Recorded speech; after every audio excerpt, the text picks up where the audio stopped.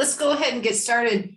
I'm Lori Ward. I'm CEO at Washington's National Park Fund, and I continue to believe that I have the very best job in the world. It's a privilege to do the work that we do, me, my team, our wonderful board of directors. It's really a privilege to be a voice for Mount Rainier, North Cascades, and Olympic National Parks. We had our best year ever this year, and we ended our fiscal year September 30. And we surpassed all other goals, raised $2.3 million. And people say to me, why do you think that's the case? I think that in COVID, people realized just how important the parks are to them for their mental health, their fitness, and also just the incredible growth and popularity of our national parks across the country. So thanks to everyone who showed such significant support. We appreciate it. And it's my privilege to introduce Kurt Repanshek, who is the publisher of National Parks. I didn't pronounce Repanchek. Repanchek, thank you. I just know you as Kurt. I've known Kurt for many years. He and I go way back. I think it was Denver where we first met, maybe DC. And he's just been a mainstay in our society, in our circle of national parks. And I'm glad you're all with us today to learn more about him and the work that he and his team do, small but mighty team. I think it'll be interesting. He truly is, from my perspective, the voice of national parks across the country and internationally as well. So we'll be sharing more statistics as we go. So Kurt, ready to dive in? Well, let me get over blushing with that wonderful introduction. You're Lori. most welcome, my friend. It was way over. No, I don't think so. And folks who are with us, you have your backpacks on, your lunches packed, and let's board the bus and head on over to a virtual field trip with the National Parks Traveler. The National Parks Traveler has been a reliable source for news with all things related to national parks for 16 years. Kurt, please tell all of us, what you offer in the way of the National Parks Traveler, how often you publish, quote unquote, and the other aspects of the Traveler beyond the news that we can gain, the podcasts, et cetera. So turn it over to you, my friend. Boy, basically the Traveler is built on my background as a journalist. I went to college thinking I wanted to be a wildlife veterinarian, wildlife biologist, and quickly realized that chemistry wasn't in my makeup. And so I quickly took a girlfriend's advice and got into journalism, which I have loved going on six decades now. It's no, not 6 decades. I think I'm moving into my 5th decade as a professional journalist. But I started out my career with the Associated Press, Lori, and that really, the saying is that I know a little about a lot of things, but not much about anything. And your typical general assignment reporter. And that's how the Traveler covers the national parks, the national park system, the National Park Service. I like to describe it as a hybrid between a newspaper and a magazine, because we do daily news coverage. Just yesterday, we had a story about a couple hundred undocumented migrants being apprehended in Big Bend National Park. You might not read that in too many other places, but we're the hybrid between the daily newspaper, what's going on across the system, whether it's that type of story or a congressional hearing or a search and rescue or a wildfire, as well as we take a magazine approach to longer stories. And those stories could be how to explore a park, how to make the most out of your trip to North Cascades National Park, for instance. Or it might be a longer piece delving into an issue, either confronting the parks themselves, like we just had a series on how the drought in the Southwest has impacted parks in the Southwest, or it might be an issue facing the National Park Service, such as a recent story we had on the housing crunch that the Park Service employees are really confronted with. So it's really a mishmash of what is going on a daily basis. Well, we appreciate the news you present to all of us, Kurt. What is a story that over the years stands out in your mind as having the greatest impact? Maybe, the greatest reaction from so many readers. What's one of those stories that stands out for you? Boy, that's a really tough question, Lori, for a variety of reasons. Most people don't surf the internet looking for the wastewater treatment plant that failed at Yellowstone, or the elevator in Carlsbad Cavern that is stuck halfway up full of people. They want to search for, how to enjoy my vacation to Olympic National Park or whatever. I mean, I remember some years ago, I must have spent a week or so working on a story about the pebble mine that was proposed outside of Lake Clark National Park and Preserve. And I was really proud of that story. And after I had posted the story, a news release came in from Grand Canyon National Park about somebody who drove their car off the rim. Guess which story got more attention? Mm-hmm. Mm-hmm. It's a sad commentary, but the whole premise that the Traveler is built upon is that we hope people will come to the site to read about how to enjoy the national parks, how to make the most out of their national park experience, and then stick around and learn about the issues that are facing the parks, such as the oil exploration that's ongoing at Big Cypress National Preserve in Florida. You talk about stories that had an impact. Some years ago, as the US Senate was debating the defense appropriations bill that had been shoehorned a bunch of park units into the bill to create them. I think this was 2014, because Tule Springs Fossil Beds was one of them, I believe. And I had written an editorial that the Senate should not approve that bill unless they were going to include funding for those parks. Because as you and your audience know, the Park Service is really at times strapped for funding. And that editorial was read, part of it was read on the Senate floor by a Senator Hawk, who didn't like the defense appropriations bill. And so you never really know what story's going to have impact. Back at the turn of 2019, when we had the partial government shutdown, 2018, 2019, I was at my desk, where you can usually find me, and a news release came from Joshua Tree National Park about some vandalism that had been done there with the partial government shutdown. I picked up the phone. I got through to the superintendent. We had a great conversation. I wrote a story. Apparently somebody in Washington was watching, because shortly thereafter, the superintendent was told to stop giving interviews to the press. As a result, news organizations across the country were citing National Parks Traveler in the interview that we had. So you really can have a great impact. But, rather than cite one individual story or two individual story, I think what you said at the top of the show, Lori, about how we try and cover the entire park system on a daily basis. So there is a dedicated news channel that people can turn into to find out what's going on in the park system. That's great. Kurt, thank you. You mentioned the housing shortage in the national parks, and it is a big deal. And I think a lot of our listeners today and viewers, they might think, well, why is that important? Shouldn't the National Park Service fund housing, if there's a shortage? Tell us just a few things that you took away from that story, because I believe that crisis needs to be addressed for our national parks. And so what are some of your takeaways from that?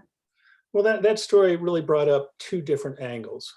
One angle is with the propensity of Airbnb and VRBO, people in gateway communities who have spare housing, if you want to call it that, are realizing that they can make a lot more money renting to you and me than they can to the federal government. At Rocky Mountain National Park last year, there was a wildfire that destroyed some employee housing on the western end of the park. As a result, some employees have to make an hour-long commute each way. And some of those employees may not have a car. So that's one aspect of the problem. The other aspect is that a lot of the existing employee housing is really old and really decrepit. We just had at Yellowstone National Park, they are probably on the forefront of improving employee housing. They tore down and took out all these old trailers that probably dated back to the 60s and poorly insulated, and who knows about the the plumbing and whatnot, but the superintendent, Cam Shawley, was able to get that housing out of there. And they're really putting up some beautiful, condominium style housing that I bet you there's going to be a lot of seasonal employees trying to get into Yellowstone this year. But it goes across the park system. At Rocky Mountain on the eastern side of the park, the superintendent has been searching for money that will allow her to replace some of that old dilapidating housing, but not increase the number of housing. And so that's a real situation that the Park Service is grappling with when you look at the seasonal employees that the parks really rely on. I've been told that there are hundreds of millions of dollars in Congress coming to the parks to help solve this problem. And yet, the people that we talked to, including the Grand Teton superintendent, said it's an ongoing problem. I mean, Grand Teton, Jackson Hole, that's where the billionaires push the millionaires out. So housing is a critical problem across the Park Service, and hopefully, they can start really making improvements both in quality and quantity. I agree. And it's hard for the parks to attract the seasonal employees if they don't have the decent living quarters for them to reside in. And then, of course, COVID just maximized all that because of the need for single rooms, et cetera. So that has impacted, what services the parks can provide throughout the summer. And I think it's an important story to tell people because then they start to understand staffing shortages, et cetera, in the parks. Absolutely. Yeah. Let's see. How do the many stories that you do, how do they come together? Tell us a little bit about your team and how do you pick the topics? Well, that's the problem. I started the Traveler back in August of 2005, and the idea was that it would force me to find story ideas that I could pitch to magazines, to the Smithsonian's and the Audubons and the National Wildlifes of the world. And shortly thereafter, the magazine world kind of contracted quite a bit because of the advent of Facebook and Amazon and Google. But the readership in the Traveler really increased. And so I figured I had something there, a niche that needed to be filled. And so a lot of our story ideas come from the parks themselves. I mean, I get a lot of press releases coming in on a daily basis. I've got Google alerts that alert me to stories. Obviously, I get releases from, friends groups such as Washington's National Park Foundation Fund to help keep me on top of it. But I guess because I started out my professional career as a journalist, I mean, to me, it's kind of second nature how to find stories and how to dig them up.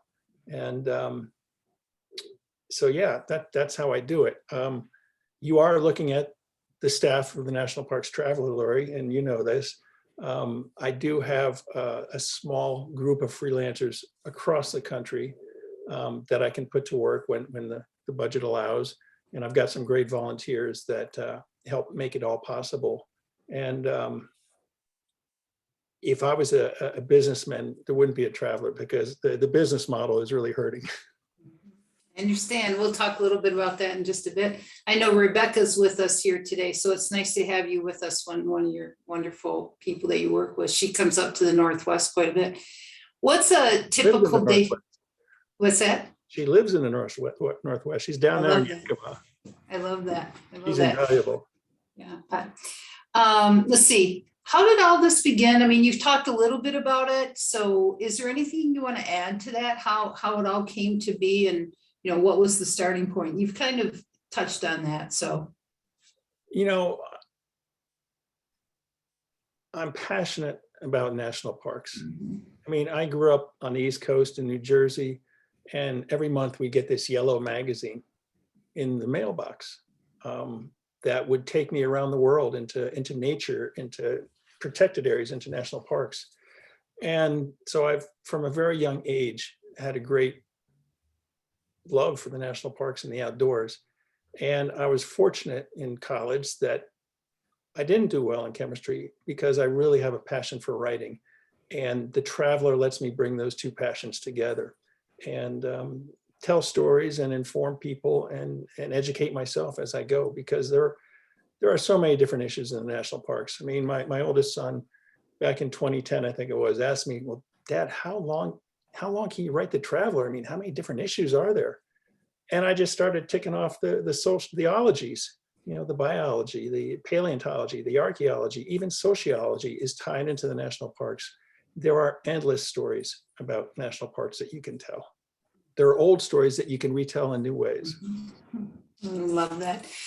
I'm looking at some statistics that you and I have been kicking around. How many readers and listeners do you have?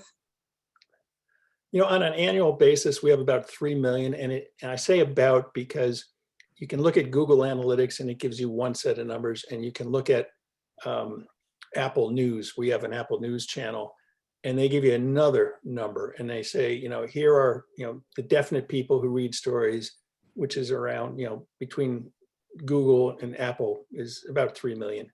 But then then Apple's got another measurement about people who have seen either articles or your stories. And that's where the number goes up to 4 or 5 million. So it's a pretty healthy audience.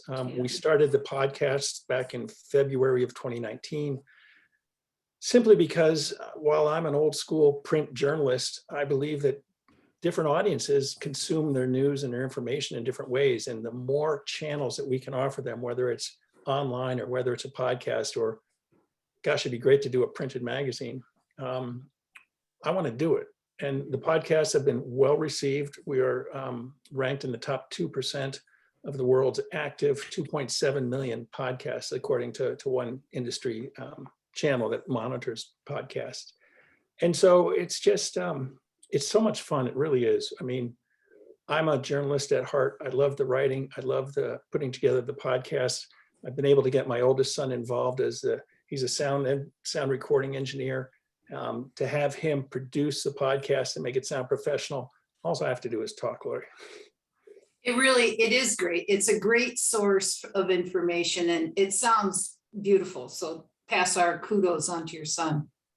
Yeah. Let's see, with 400 plus NPS units, right? How do you decide which news stories to cover? My guess is that, as you said, you get the news releases, they come to you, and you probably by this time just have the whole system so fine-tuned that you know where the nuggets are. I wish I could agree with you there, Lori. The Park Service has been going through some lean times, as we all know. And it's not just this year, it's not just the past administration, but for a while. And it's taken a really great toll on the number of full-time employees. The number of parks that have dedicated public affairs officers or public information officers is really limited. I could probably count them on my two hands. And so, I hear from the Yellowstones, and I hear from the Grand Canyons, and I hear from the Olympics and the North Cascades and the Mount Rainiers. But the bulk of the parks I do not hear from. For a lot of the parks, they just don't have the staff, the public relations staff. Lately, there's been this movement that I've tried to push back against, that instead of sending out a press release, they just post it on social media. And I've kind of complained to Washington. I said, there's no possible way I can track 423 social media channels to find out what's going on. Please send us press releases. So it's a challenge. But going back to your original question, every park has its own fan base. And so I really try to spread out the journalistic love, as it were, and try and look for the overlooked park units. One of my favorite stories was a piece I did on Sunset Crater Volcanoes National Monument down in Arizona, a park that probably most people haven't heard of, but it dealt with the volcanics and the volcanic history and the volcanic science that was continuing today. And it was really kind of fascinating. I mean, it brought into the story geology and volcanics and even the indigenous peoples, cultures that lived on this flat landscape that all of a sudden one day erupted with this incredible volcano. So I try and look around to the smaller places, and I encourage the writers that I work with to look at some of the smaller units and come up with a story, because there are so many stories out there. And never There ending. certainly are. There certainly are. A good friend of Washington's National Park Fund, Rob Smith, has a question for you. Do you think people would care more about climate change if they knew how it was affecting, if they knew more about how it was affecting our national parks today? Oh, I think absolutely, absolutely. And you probably recall, Lori, we had a feature earlier this summer on how the heat wave was impacting the glaciers in the parks in the Northwest. And of course, at the time, it was a little bit too early to say how the glaciers would be impacted, but there were definitely some signals that those heat waves were sending. There's a related story that we hope to tackle about how the intertidal areas of Olympic National Park are being impacted by climate change. Later this year, one thing that National Parks Traveler does that no other news organization I've ever seen do is we have a threatened and endangered park list, Lori, as you might know. And we try and look at some of the problems that are pressing on parks that might impact the very reasons that they were established, such as oil exploration in some of the parks, what climate change is doing. And one of the stories, the package will be out the end of the year, sometime between Christmas and New Year's. But one of the stories looks at the whale population that goes to Glacier Bay National Park and Preserve every summer. And the biologists are noticing that some of these whales are looking malnourished. They're really suffering because of loss of food sources due to climate change. There was a story in the New York Times just yesterday about, I think, Noatak and Gates of Arctic National Preserve up in Alaska. And it was written by a former ranger who was going back 35 years, I think it was 35 years after he had worked up there to show his 15-year-old son a great time on a river trip. And the story just recounted all these different changes that he had seen, that, here it was in August and they were running into 90-degree weather, where 35 years ago when he was on the ground in August meant, time to break out the winter clothing. And how the permafrost was melting. And, it used to be you could walk across hard permagrass, even in August, permafrost landscape. And now they were wearing boots and soaking, sinking into it. So, no, absolutely, without a doubt, I think the more stories about climate change we can talk about, hopefully it'll raise public awareness. Back in 2008, I was fortunate enough to get a fellowship to go to Stanford and work for 2 weeks with some of the professors there on a number of stories about climate change and how they were impacting the parks. And this one gentleman, I'll never forget, he was telling me about, I want to take my son to Glacier National Park soon because those glaciers are going to disappear. And how is that going to not only affect the appearance of Glacier, but what's it mean for the landscape? What type of changes are we going to see? And I think it's a really concerning situation. Colin, my husband and I were hiking in Glacier many years ago, and we kept passing by a film crew. We just, we'd say hello and kind of chit chat. We get up to the top, I think it was Glacier Lake, and they came down and wanted to interview us. And, we were young, we didn't know anything. And there were icebergs floating in the lake. And they interviewed us and asked us some questions. And then come to find out they were with National Geographic. And the piece showed a few months later, and it was just funny to see ourselves. And but boy, that whole area in our national parks, the glaciers in our national parks, they're doing a lot of research and have been over at Olympic on the shrinking glaciers. So that's an interesting story there. Also, I think there's in the Build Back Better legislation working its way through Congress, I saw a story that there's $1 billion set aside for salmon conservation programs in your neck of the woods. Definitely a vital issue that needs to be studied. For sure. What do you want listeners to know that they likely don't know about the National Parks Traveler? What are some of those things that often surprise people? We're not part of the Park Service. We're not part of a large foundation. We're not a corporate entity. We are a small, very small, standalone 501c3 nonprofit news organization. That's foremost because a lot of people, it's kind of funny, confuse us for the National Park Service. And we're not at all.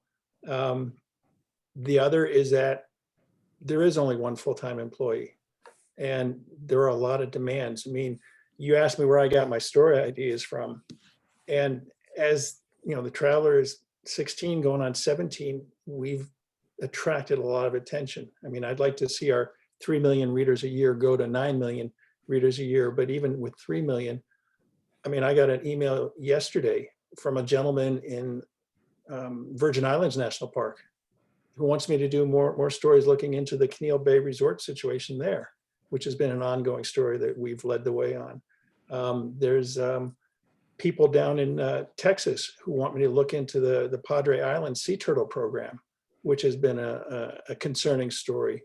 And so, you know, Point Reyes National Seashore, with the wilderness issues down there, there's only one of me. And until I figure out how to clone myself, or until we can really raise a small pot of money in foundational terms, a small pot of money, there's only so much I can do. I know, and you and I have been partnering up in the last couple of months, and a lot of our friends are with us today. Just getting the news out about the importance of the Traveler. And it reminds me somewhat of years ago when the National Park Service didn't talk about its shortcomings. You know, everything was fine. There were no issues. And then they really started coming forward and sharing. And now today we have so much concern for those areas that used to, you know, kind of be swept aside.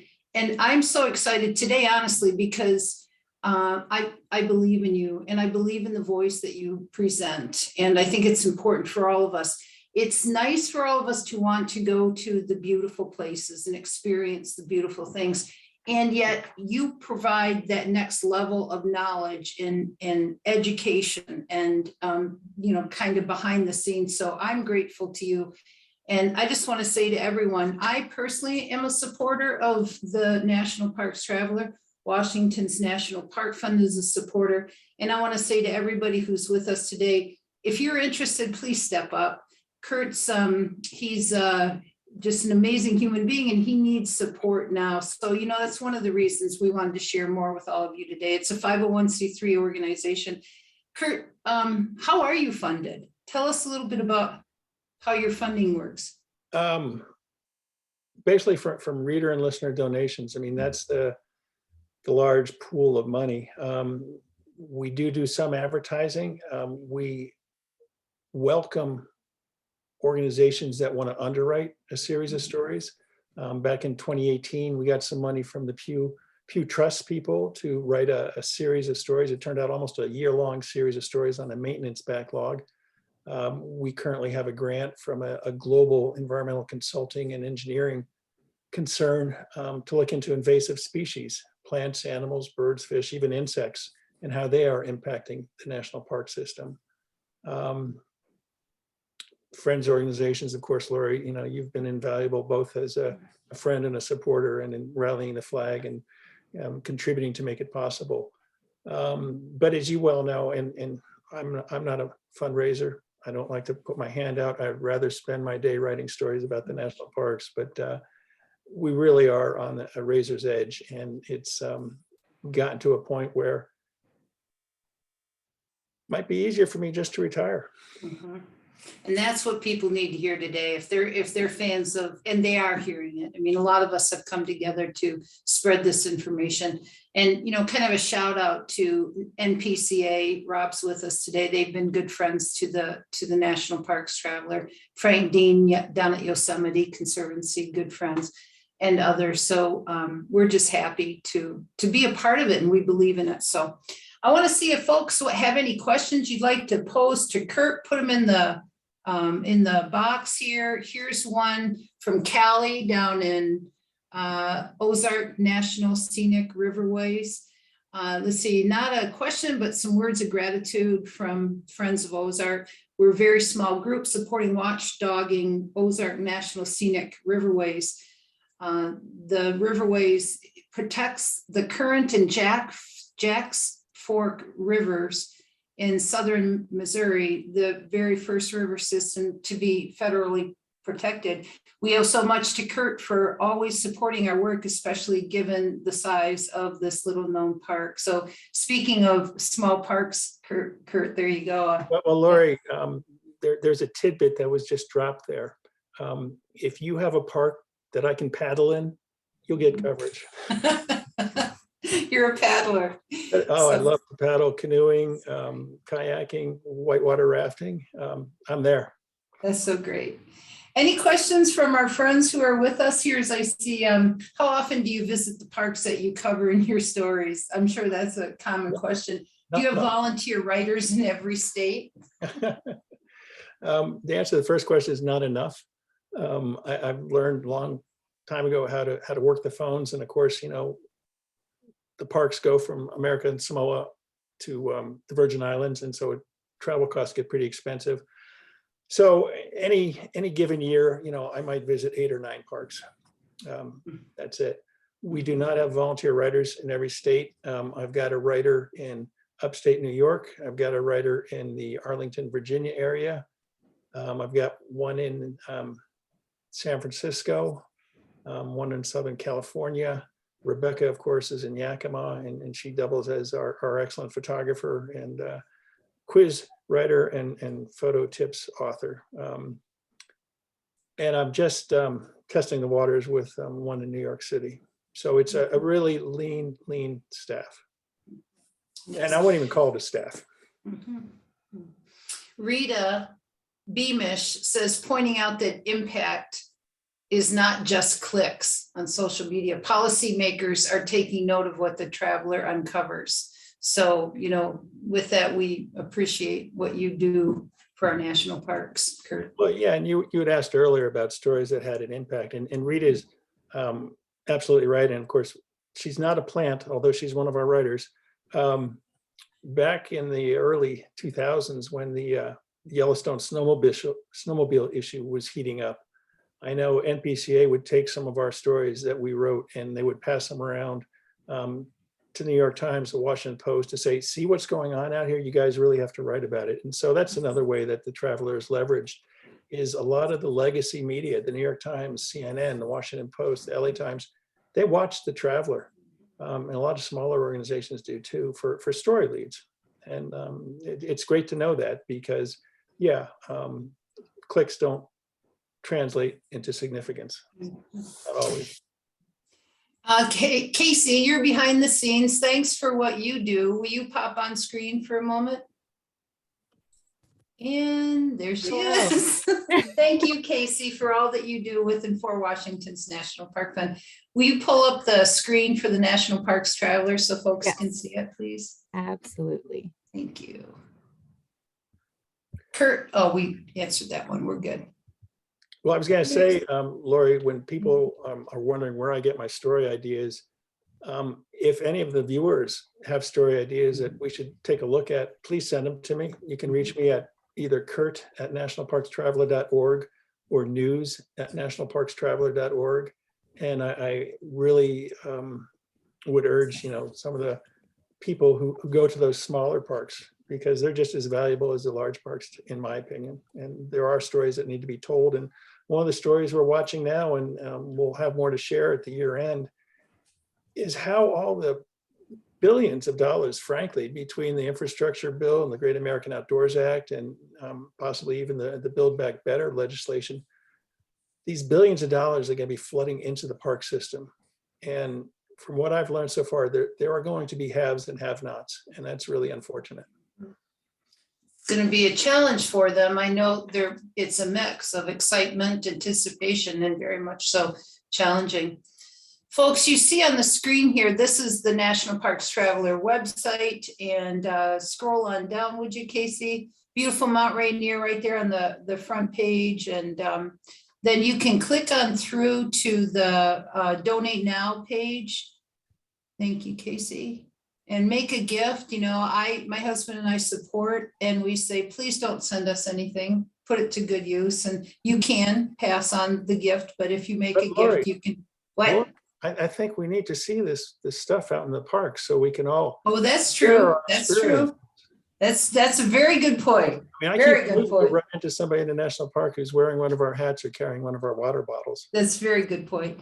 So there you go. I do have another question that's just come in. Can you, this is from our friend Saul Weisberg. Hi, Saul. Founder, yep, National or North Cascades Institute. Hey, Saul. Can you tell us about any deeper, longer stories that you're currently working on? You just referred to one, so good cue there. Or would it be at the top of your list, or might be at the top of your list when you can expand your staff? What more would you do if you could expand that staff? What stories aren't being covered right now? That Oh, could there's a lot of stories that we can't cover just because of the expense of sending a writer across, state lines, let alone across the continent. For instance, the Point Reyes National Seashore story with the wilderness issue and the ranching issue is one that I'd like to be on the ground covering, and we haven't been able to do that. There are, like I said, there's always climate change stories. The one I mentioned earlier about the tidal zones at Olympic National Park and how climate change is impacting those. One of the stories I want to look at is biodiversity. I mean, there's the great interest across the country in 30 by 30 and possibly 50 by 50. And what role can the national parks play in those initiatives?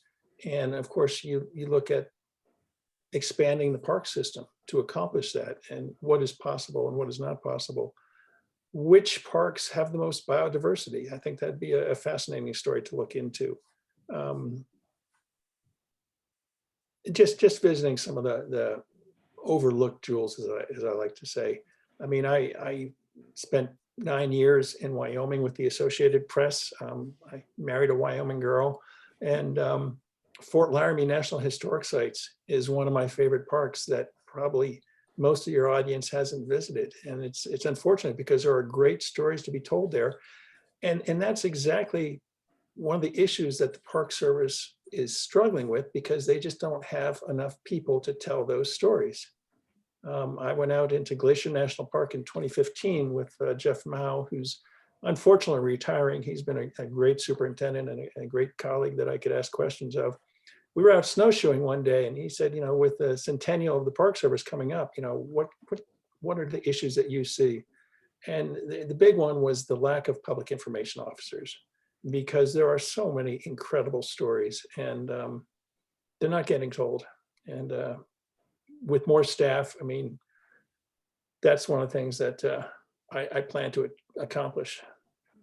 Thank you very much. One more, a couple others. How are we doing on time? We have another few minutes. With the popularity of your podcasts, Kurt, have you considered an ad-free subscription model? Well, what would you think, Lori, if I took Washington's National Park Fund off our podcast? I'm in it. You know why I'm in it, because I believe in you. So. Again, it kind of goes back to bandwidth. I mean, I've seen some of those proposals pop into my inbox, but I just haven't had time to put a lot of thought into it. Yeah, and I know, some people, they think that the ads could be a nice revenue source, and you have different perspectives on that. Do you have a board of directors? And if so, we may want to explore possibilities of like development committee and some of the different committees that nonprofits like ours have. But do you have a board of directors? We do have a board of directors. Rebecca is on it, and some others. It's not a big board. I think there's 7 of us when you count myself. We've got room for 15, although I don't want to go up to 15 because that I think would be a challenge of a small organization right now. And, most boards of directors, from my limited knowledge with nonprofits, they chime in once or twice a year to give feedback to what the staff is doing. And because we don't really have a staff, I really lean on a board of directors to help get things done, because I just can't do it all myself at this point in time. And so we do have a board, and I wish we had a few more members who could devote more time to some of the issues that we're dealing with. Who knows, maybe some of the folks who are with us today will reach out to you. And I know that people who couldn't be here asked that we were recording because they're looking forward to watching this tomorrow. So you never know. Kurt, thank you so much. Thank you for just the work that you do and the stories that you tell and the way that you keep us all educated. We're incredibly grateful to you, and keep pushing on, my friend. And to all of our friends who are with us today, we're grateful for you too. And you make a huge difference in your national parks. You can see right there, 2.3 million for those 4 core areas. And we just had our best year ever, and we have big vision for what lies ahead for these incredible national parks. So stay close to us. And today's broadcast is done in memory of a dear friend who just passed away. She was a regular participant in these virtual field trips, Enid Crow from Northern Ireland. So hats off to Enid, and happy trails to you, my friend. Kurt, thank you so much. Lori, thank you so much, and Casey for today's show, and Lori for your friendship and support. You're welcome. Thanks everyone for being with us. Take good care. Thanks, Casey.